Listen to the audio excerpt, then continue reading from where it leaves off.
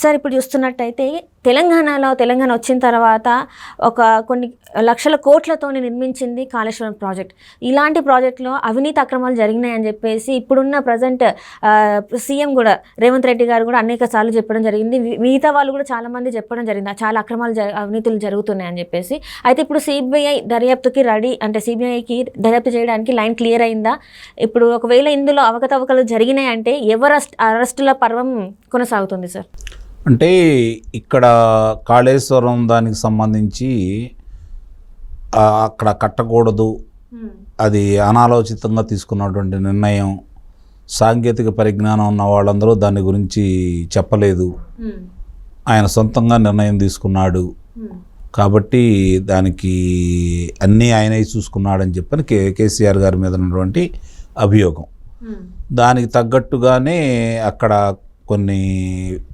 కొన్ని చోట్ల కుంగిపోవటం, అంటే అక్కడ ఇసుకుందని దాని మీద కట్టకూడదని రకరకాలుగా వినపడుతున్నాయి. పూర్తిగా దానికి సంబంధించి పరిశోధించిన సాంకేతికులందరూ ఏం చెప్పారనేది చూసిన తర్వాత కానీ దాని గురించి మనం వివరంగా మాట్లాడుకోలేము.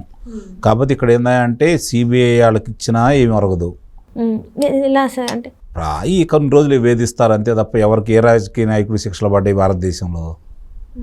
ఇప్పుడు అడ్డం వస్తున్నారు అనుకుంటే ఆ రాజకీయ నాయకుల మీద ఏదో ఒకటి ప్రయోగిస్తూ ఉంటారు. ఇప్పుడు కేసీఆర్ గారితో పని లేదు కాబట్టి ఇట్లాంటివన్నీ బయటకు తీసుకొచ్చారు. అంటే అందుట్లో లోపం అనేది కనపడుతుంది. అది తప్పు ఎవరిది ఏందనేది నిర్ధారణ అయింది. దాంట్లో లోపం జరిగిందనేది మాత్రం వాస్తవం. అది మరి పరిశోధించకుండా చేయటం అనేది అంత పెద్దది జాతీయ ప్రాజెక్టు లాంటి దాన్ని ఆ విధంగా ఉండటం అనేది పొరపాటే కదా. అందుట్లో ఎవరు సమర్థించాల్సిన అవసరం లేదు గత ప్రభుత్వాన్ని. కాబట్టి ఇప్పుడు వీళ్ళు దాని మీద నిజంగా చర్యలు ఇప్పుడు అందుకే నేను ఇంతకుముందు గతంలో ఇలాంటివి జరిగిన చాలా సందర్భాల్లో రాజకీయ నాయకుల మీద ఎంతమంది మీద చర్యలు తీసుకున్నారు. రేపు పొద్దున ఇప్పుడు ఈ మధ్యకాలంలో మరి ఈ 10 సంవత్సరాల్లో చూసుకుంటా ఉంటే తనకి వ్యతిరేకంగా ఉన్న వాళ్ళ మీద చర్యలు తీసుకుంటున్నారు, అనుకూలంగా ఉన్న వాళ్ళ పట్టించుకోవట్లేదు కదా. దానికి ఉదాహరణ ఆంధ్ర రాష్ట్ర ముఖ్యమంత్రి 10 సంవత్సరాల బెయిల్ మీద ఉండి ముఖ్యమంత్రిగా కొనసాగుతూనే ఉన్నారు ఇంకా. అవును, మరి అంటే దాన్ని బట్టి ఆలోచించుకోవాలి కదా. ఇప్పుడు అది సిబిఐ వాళ్ళేగా చూస్తుంది. మరి అక్కడ సిబిఐ ఏం న్యాయం చేసింది, వీరికి ఏదో న్యాయం చేస్తానని చెప్పని వీళ్ళు ఊరుతువే తప్ప. అంటే సిబిఐ మేము రెడీగా ఉన్నాం, కాకపోతే మాకు ఇన్ని బృందాలకి ఇంతమంది పోలీసులు ఇట్లా అవసరం అని చెప్పేసి కోర్టులో దాఖలు చేస్తున్నట్టు తెలుసు. అది చేస్తూ ఉంటారు. దానివల్ల అదే నేను అంటుంది, ఏం హడావుడి చేస్తున్నారు. ఇప్పుడు అవినాష్ రెడ్డి గారి విషయాన్ని తీసుకున్నారు. ఇప్పుడు నా దృష్టిలో అయితే ఆంధ్ర రాష్ట్ర పోలీసులు సిఐడి వాళ్ళే గొప్పవాళ్ళని నేను భావిస్తాను. ఇప్పుడు సిబిఐ పెద్దదా, సిఐడి పెద్దదా? ఎవరికి విస్తృత అధికారాలు ఉంటాయి? కేంద్రం యొక్క ఆధీనంలో ఉన్నటువంటి సిబిఐ గురించి గొప్పగా చెప్పుకుంటారు కదా. కానీ నా దృష్టిలో ఆంధ్ర రాష్ట్ర సిఐడి వాళ్ళే గొప్పవాళ్ళు అనేది నేను భావిస్తున్నాను సిబిఐ కంటే కూడా. ఎందుకంటే చంద్రబాబు నాయుడు గారిని అరెస్ట్ చేయగలిగింది సిఐడి, అవినాష్ రెడ్డి గారిని అరెస్ట్ చేయలేకపోయింది సిబిఐ. అంటే ఇందులో ఎవరు సమర్థులు, ఎవరు గొప్పవాళ్ళు చెప్పండి? అంటే అక్కడ రాజకీయంగా ఒత్తిడి వల్లే కదా, ఏదైనా అంతే. ఇందులో గొప్ప తేడా ఏముంది చెప్పండి? కాబట్టి సిబిఐ వాళ్ళు వచ్చి రేపు వచ్చిన వరగబెట్టేదే ఉంది. ఓకే, అంటే ఇది ఎప్పటికైనా కొనసాగుతూనే ఉంటుంది. కానీ దీనికి అధికారంలో ఉన్న వాళ్ళు ప్రజల కంటే కూడా వాళ్ళ పీఠాలను కాపాడుకోవడం కోసం, ప్రత్యర్థుల్ని దెబ్బతీయడం కోసం వ్యవస్థలు వినియోగించినంత కాలం ఈ దేశం ఇట్లానే ఉంటుంది. అండ్ అట్లనే కానీ ఇక్కడ చూసినట్టయితే తెలంగాణలో ఎమ్మెల్సీ కవిత అరెస్ట్ కూడా ఆ పర్వం కూడా ఆగిపోయింది. అంతే కదా. అదే అంటే నేను ఉదాహరణగా అక్కడ చెప్పాను. ఇక్కడ మా మిగిలిన ఢిల్లీ ఉప ముఖ్యమంత్రి గారిని ఆయన్ని తీసుకెళ్ళి ఎన్నాళ్ళవుతుంది కారాగారంలో పెట్టి. ఈమె ఎమ్మెల్సీ మరి ఈమెను ఎందుకు తీసుకెళ్ళలేదు? అంటే మోడీ గారి వల్లనే అరెస్ట్ పర్వం అనేది ఆగిపోయింది. కేంద్ర పెద్దలు అది మోడీ గారు చేశారా, కేంద్ర మంత్రులు చేశారా, లేకపోతే సిబిఐ వాళ్ళు చేశారా అనేది తీసి పక్కన పడేస్తే జరుగుతున్న దాన్ని ప్రజలందరూ కూడా దానికి బాధ్యులు భారతీయ జనతా పార్టీ అనే భావిస్తుంది. అందుట్లో ఎలాంటి సందేహం కూడా లేదు. దాని వల్లనే తెలంగాణలో ఉనికి లేకుండా అయిపోయిందని కూడా. పర్లేదులే, ఇప్పుడు ఒక స్థానం నుంచి 8 స్థానాలకు వచ్చారంటే వాళ్ళ బలం పెంచుకున్నట్టేగా.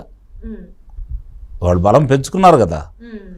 దానివల్ల జరిగిన నష్టం ఏంటంటే బీఆర్ఎస్కి నష్టం. నష్టం జరిగింది. అది వాళ్ళైతే స్థానాలు పెంచుకున్నారుగా, కాబట్టి వాళ్ళకి జరిగిన నష్టం ఏమని చెప్పండి. అంటే వాళ్ళు అనుకున్న స్థాయిలో అయితే సీట్లు రాలేదు. వాళ్ళ స్థాయి కాదు అది, అది బలం కాదు కదా, వాపును చూసి బలం అనుకున్నారు వాళ్ళు, దాన్ని నిలబెట్టుకోలేకపోయారు. అది అంటే ఇంక ఎలా ఉండబోతుంది సార్ మరి ఇప్పుడు ఇలాంటి ఒక ఇంత పెద్ద ప్రాజెక్టులోనే అవినీతి జరిగితే ఇది బయటపడదు అంటే ఇంకా మళ్ళీ రాష్ట్రంలో ఇంకా ఎన్ని భారతదేశానికి సంబంధించిన రాఫెల్ కుంభకోణమే ఏమైందో తెలియదు. రైట్. ఇప్పుడు చాలా కుంభకోణాలు ఉన్నాయి భారతదేశానికి సంబంధించి, దాన్ని ఏమైనా వెలికి తీసి నిరూపించి శిక్షలు ఇస్తే అమ్మో అక్కడ అట్లా జరిగింది ఇక్కడ కూడా జరగబోతుందని చెప్పి మనం ఊహించుకోవచ్చు. అవి ఏమీ లేనప్పుడు కాసేపు మాట్లాడుకోవడానికి, ప్రజలను మభ్య పెట్టుకోవడానికి, ఎన్నికల్లో లబ్ధి పొందడానికి, ప్రాంతీయ విద్వేషాలు రెచ్చగొట్టడానికి, కులమతాల మధ్య విభేదాలు సృష్టించడానికి రాజకీయ నాయకులు ఆడుతున్నటువంటి రాజకీయ జోదంలో బలి పశువులు ప్రజలు అవుతున్నారు. అంత తప్ప వేరే ఉంటుంది చెప్పండి ఇక్కడ. అంటే ఇప్పుడు ఇట్లా ఈ వార్తలన్నీ చూసుకుంటే జస్ట్ ప్రజల్ని కొన్ని రోజులు మీలాంటి వాళ్ళు మాలాంటి వాళ్ళు మాట్లాడుకోవడానికి ఉపయోగపడే మాటలే తప్ప అక్కడ జరిగేది ఒరిగేది ఏమీ లేదు. అంటే ఇప్పుడు అక్కడ చాలా ఊళ్ళు పోయాయి, చాలా మంది ఊళ్ళు పోయాయి. సో పంటకి నీళ్ళు వస్తాయని చెప్పేసి చాలా మంది అనుకున్నారు. ఇప్పుడు ఈ కాళేశ్వరం ప్రాజెక్ట్ వల్ల ఇప్పుడు ఒక్క ఎకరానికి కూడా నీళ్ళు ఇవ్వని పరిస్థితులలో ఉంది అక్కడ. సో వాళ్ళందరూ నష్టపోయినట్టే కదా. 2000 సంవత్సరానికి ముందు పూర్తయినటువంటి కొన్ని రాష్ట్రానికి సంబంధించినవి కావచ్చు, జాతీయ స్థాయిలో సంబంధించినవి కావచ్చు, నిర్వాసితులైన వాళ్ళకి ఈ రోజుకి దిక్కు మొక్కు లేదు. విశాఖ ఉక్కు కర్మాగారానికి భూములు ఇచ్చిన వాళ్ళకి ఈరోజు ఉద్యోగాలు లేదు, వాళ్ళకి సరైన న్యాయం జరగలేదు.